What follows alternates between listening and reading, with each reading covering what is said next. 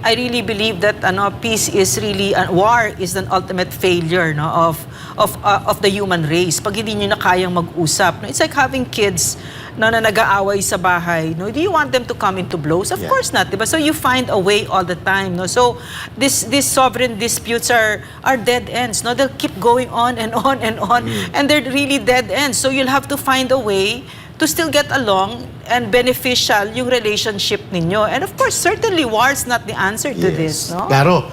Next week, pupunta natin yan sapagkat ito pa, may panawagan ang dating kaalyado at naging bahagi po ng pamumuno ng Duterte government ni Pangulong Duterte, si former Congressman Jing Paras, tungkol po sa parabagang sa mga mahalagang usapin ng bansa, na iiwan na lang ang former president.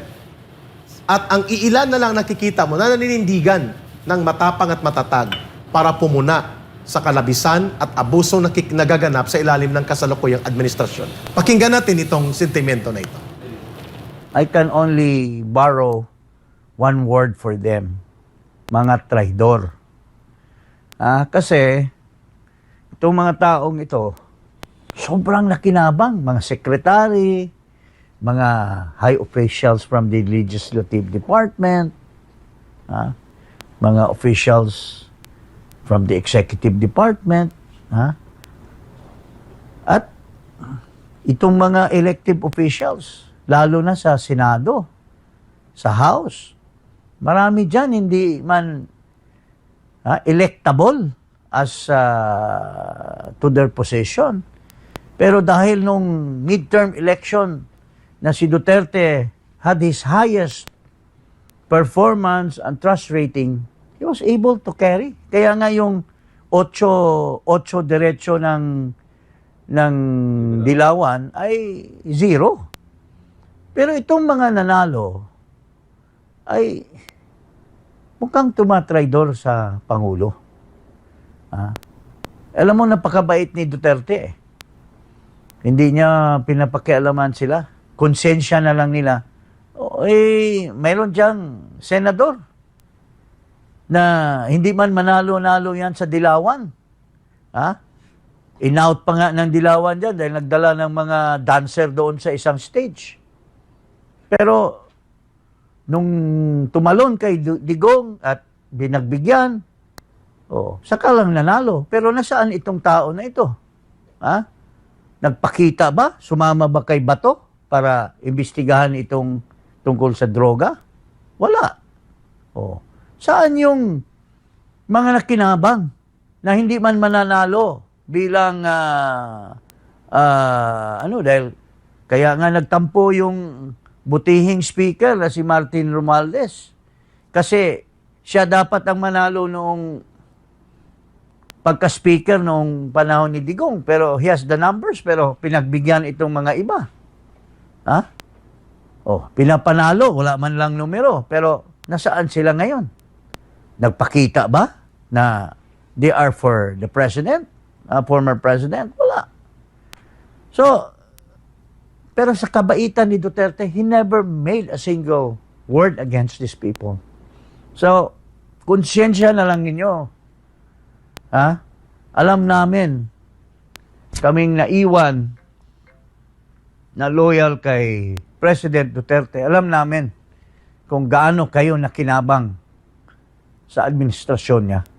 Pero ngayon, hindi lamang umalis kayo sa kanya, baka karamihan sa inyo, baka trumaydor na kayo sa kanya at iniwan niyo si Pangulong Duterte sa ere. Kaya, nakakawawa si Pangulo. Pero, alam mo, ang Diyos will always be there. Tsaka gising ng taong bayan, sir eh. At gising na, Ang taong bayan yan.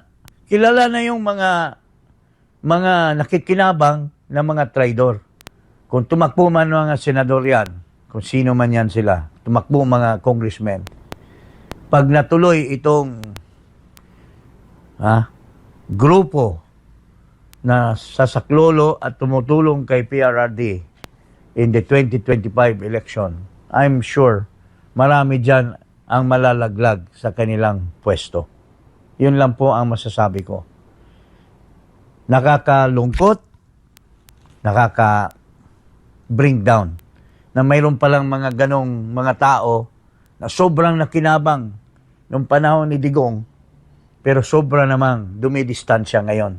At pinipili nila na manatili sa pwesto and still make money even if they made so much money already during the time of Duterte. Ayun.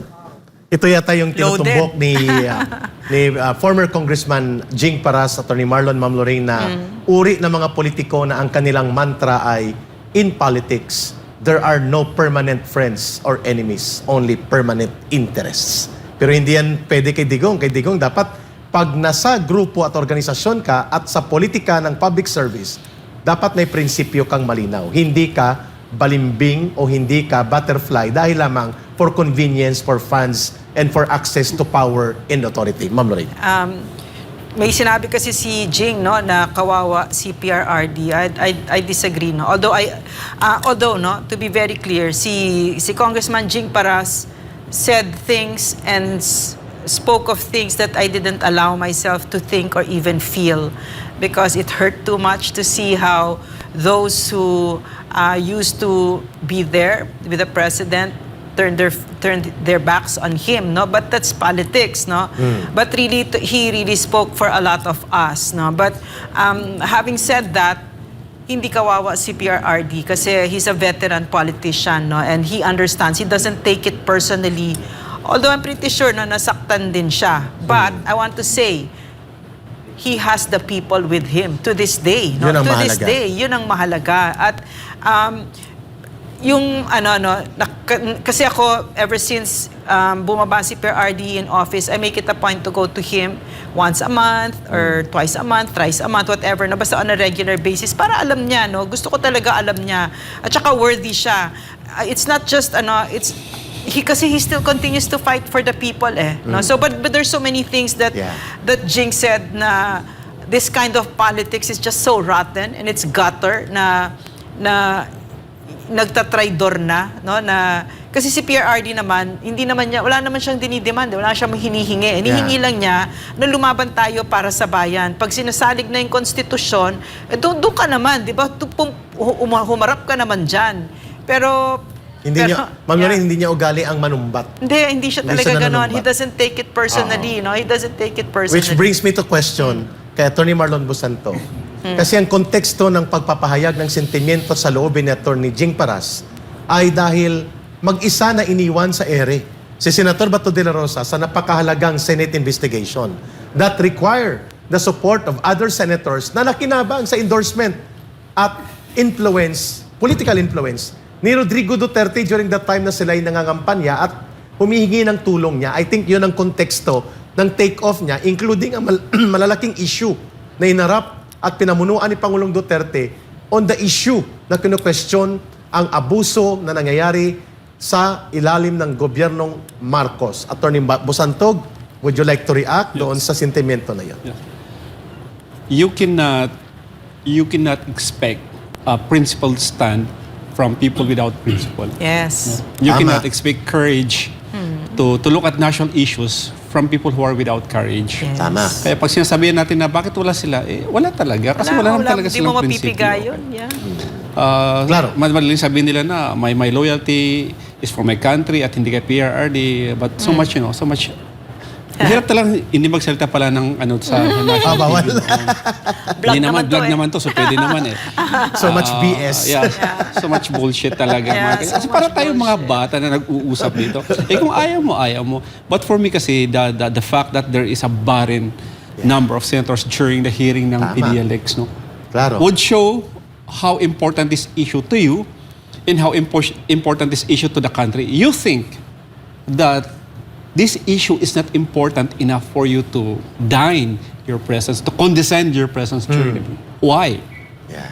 So, yan yung pag-usapan natin. So, si Bato trying to be to straddle the fence para naman fair ang investigation kasi that's in aid of legislation But for other people na wala doon yung mga expected people who should be asking the right questions at they are not there because maybe to the fear that they will be associated with the president or with this issue. Yeah. Ang sabi ko is you cannot demand Principles. principle stand from people without principles. May I just, Sige, ma'am. May I just one last, okay? Okay, about the president, no? About the former president, Rodrigo Roa Duterte, what I sense from him, no? And what I've known about him, what I've loved so much about him, he's just so bereft of ego. Wala talaga siyang, yung poder, siya lang yata ang Pangulo na bumaba ng June 30 na walang maniobra na para tumagal pa sa pwesto. Tama. No? So, he's so bereft of ego. So, ang nasisense ko sa kanya, because he's 79, no, 80 right now, I sense some detachment already from a lot of things, earthly things, no? And what I sense from him is bago ako mamatay, he's actually said it, no? He's actually verbalized it to me. Gusto ko makita maayos ang Pilipinas. Yes, ganun ang Huwag pagmamahal niya. bababuyin ang ating saligang batas, no? At ang taong bayan. Ma'am, Yes. mga kababayan, no? Briefly lang, rejoinder ko lang sa dalawa kong kasama, Atty. Bosantog Yeah. and Ma'am Lorraine. March pa lang po of 2022, 3 buwan pa away o 4 na buwan pa siya bababa, nagliligpit na si Rodrigo Yeah. Duterte para umuwi ng Davao. No any hint na mananatili siya sa poder. And Eric, Di ba, ma'am? and Eric, Klaro yun. when he, people would ask favors from him to appoint me here and there, he would say, I'm over. Tapos na ako. Midnight appointment Yes, na yan, no sabi more. niya. Oh. Wala na ako. I'm sorry. And- That was March, April, no? One Hindi of siya- that, ma'am, is ang kanyang isa sa matalik na kaibigan at tumindig sa kanya bilang general sa Philippine National Police, hindi niya in-appoint as chief of the PNP. Mahal niya ito. I'm talking about General Vicente Danao. Naging head ng kanyang Davao Police at tumindig sa kanya sa drug war. Never niya itong ipinilit na i-appoint as permanent chief PNP. Anong sagot niya? Sorry, Vic. Nakausap ko si General Danao eh. It's time for the new president to appoint a new Yeah. PNP for him. Yeah, even the CHR head, he gave the elbow room to the Hindi incoming niya president. minaniobra. Hindi siya kupal. Yun. Yeah. So, klaro tayo ha, mga Also, can I just underline what Attorney Bosantog said? No? What I like about this dark chapter in our country's history is it showed us very clearly, no? Ang dami palang pera-pera lang. Ang dami pala, these people that we thought were principled and had some strength of character, hindi pala, palabas lang pala Palabas yon. lang. Meron pala silang mga presyo. Napakarami pala nitong mga walang hiyang mga ito. May presyo pala kayo. Correct. Puro pala kayo forma-forma lang dyan. Pero pagdating pala sa bayan, may presyo pala kayo. Ang dami ninyong forma. Correct. No? Tama ka, Atty. Kaya na Bosantog. maganda, mahalaga yon. Oo. At saka nakita natin, no, napakarami dito na wala palang mga prinsipyo, wala palang mga strength of character, at nakita natin maliwanag sino yung mga walang totoong pagmamahal sa bayan. Yung kongreso na yan, sarado nyo na yan.